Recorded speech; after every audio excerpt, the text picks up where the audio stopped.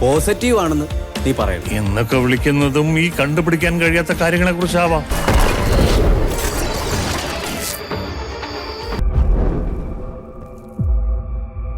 Manage ചെയ്യാനൊക്കെ പറ്റും.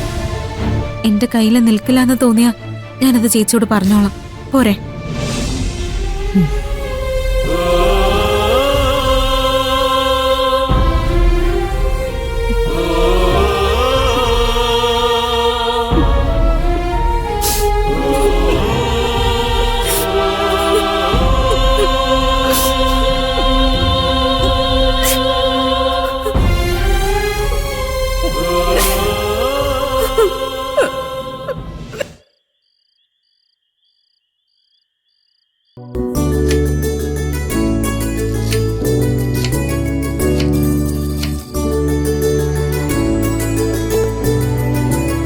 അമ്മ എന്താ ഭയങ്കര സീരിയസ് ആയിട്ടിരിക്കുന്നത്?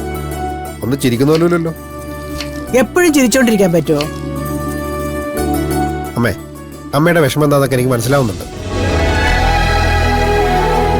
മഹിമയെ കുറെ ദിവസമായിട്ട് കാണാത്തതിന്റെ വിഷമമല്ലേ? അവളെ കുറെ ദിവസമായിട്ട് ട്യൂഷൻ എടുക്കാനായിട്ട് ഈ ഭാഗത്തേക്ക് വന്നും കണ്ടില്ല. ഇനി ഞാൻ അവളോട് പ്രേമം തുറന്നു പറഞ്ഞ എന്റെ വിഷമത്തിലാണോ എന്തോ. ഇങ്ങോട്ട് വരാനേ അവക്കൊരു ചമ്മല് കാണില്ലേ? നിന്നോട് ചെയ്തതിന് ജീവിതത്തിൽ അവളെ ഈ വീടിന്റെ പഠിച്ച വിട്ടരുത്. അവളെന്ത് ചെയ്തെന്ന്? ഒരാൾ ഇഷ്ടമല്ലെങ്കിൽ ഇഷ്ടമല്ലെന്നല്ലേ പറയാൻ പറ്റൂ? അവള് വെറുതെ ഇഷ്ടമല്ലെന്ന് പറഞ്ഞതേ ഉള്ളോ? അവള് നിന്നെ അടിച്ചില്ലേടാ?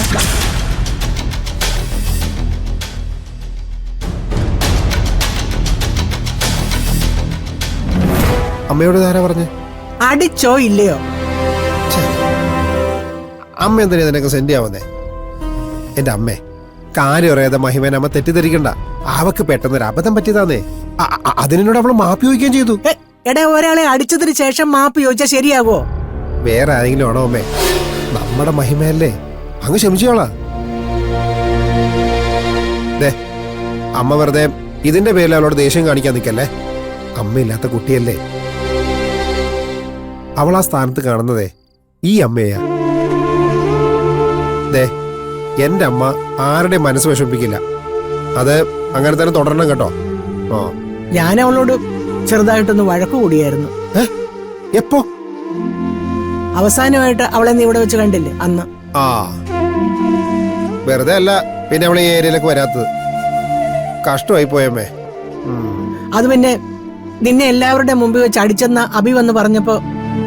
ആര് വന്ന് പറഞ്ഞപ്പോന്ന്? അബി. അതെ, അമ്മ എന്നല്ലേ അവനൊരു കള്ളനാണെന്ന് എന്നോട് പറഞ്ഞിട്ടുള്ളത്. എന്നിട്ട് അമ്മ തന്നെ അവന്റെ വാക്ക് വിശ്വസിച്ച് മഹിമയ്ക്കെതിരെ സംസാരിച്ചു അല്ലേ? അത് പിന്നെ ഗിരി വന്ന് വിഷയം മാറ്റിക്കോ.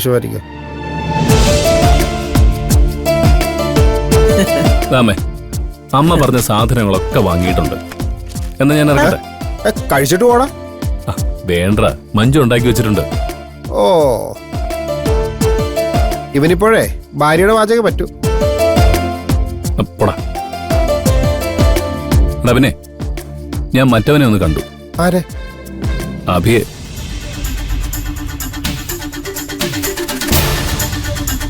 എവിടെ വെച്ച്? അവൻ എന്റെ വീട്ടിൽ വന്നിരുന്നു. ചെറിയൊരു സീനൊക്കെ ഉണ്ടായി. എന്ത് സീനാടാ?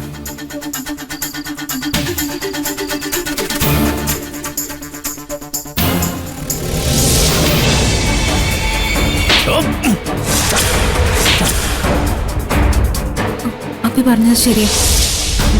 എന്റെ കണ്ണിൽ പൊടി പോയതാ.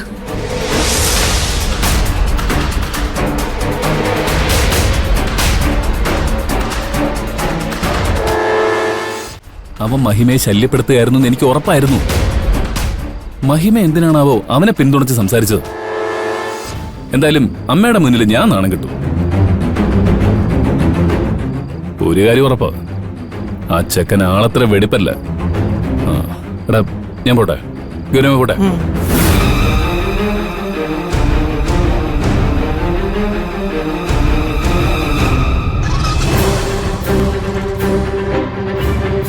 മോനെ,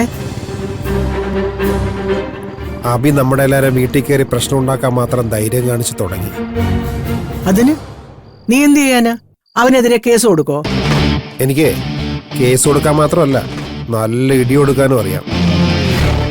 അത് നാളെ അവൻ മനസ്സിലാക്കിക്കോളും. ഇതൊക്കെ കണ്ടാ മതി.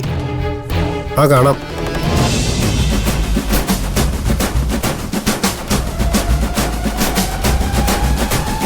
അവൻ നല്ല ദേഷ്യത്തില. ഇനിയെങ്കിലും അവനെ അഭികിട്ടും. നല്ല രണ്ട് അടി കൊടുക്കണേ എന്റെ ഭഗവാനെ. കാത്തിരുന്ന് ഞാൻ മടുത്തു.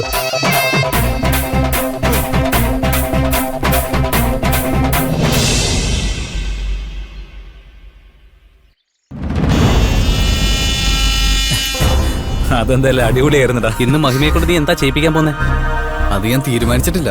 പക്ഷെ എന്തായാലും നമുക്ക് നല്ല എന്റർടൈൻമെന്റ് ആവുന്ന ഉറപ്പാ. ഡാബി,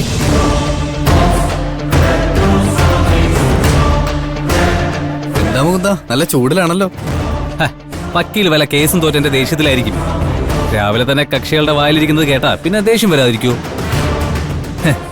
ഇവിടെ വന്ന് മഹിമയോട് സംസാരിച്ച് ഒന്ന് തണുക്കാൻ വന്നതായിരിക്കും അല്ലേ വക്കീലേ? എടാ പുല്ലേ, ഈ കോളേജിനകത്ത് കുറെ ചീഫ് ഷോ കാണിക്കുമ്പോ നിനക്കൊക്കെ തോന്നും നീയൊക്കെ ഇവിടുത്തെ വലിയ രാജാക്കന്മാരാണെന്ന്. ഈ കോളേജിന് പുറത്തും വലിയ ലോകമുണ്ടാ. അവിടെയൊക്കെ നീ ഒരു പുല്ലുമല്ല. കഴിഞ്ഞ തവണ നിന്റെയൊക്കെ സംസാരം കേട്ടപ്പോഴേ അവിടെ വെച്ചാലും എനിക്കൊക്കെ പൊട്ടിച്ചേനെ. പക്ഷെ അന്ന് ഞാൻ മാലയിട്ട് പോയി കേട്ടടാ. ഇപ്പൊ പൊട്ടിക്കടാ.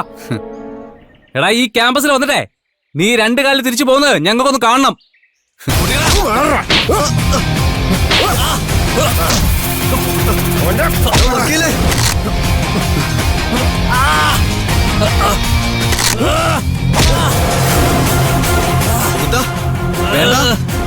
വേണ്ട നിർത്ത്.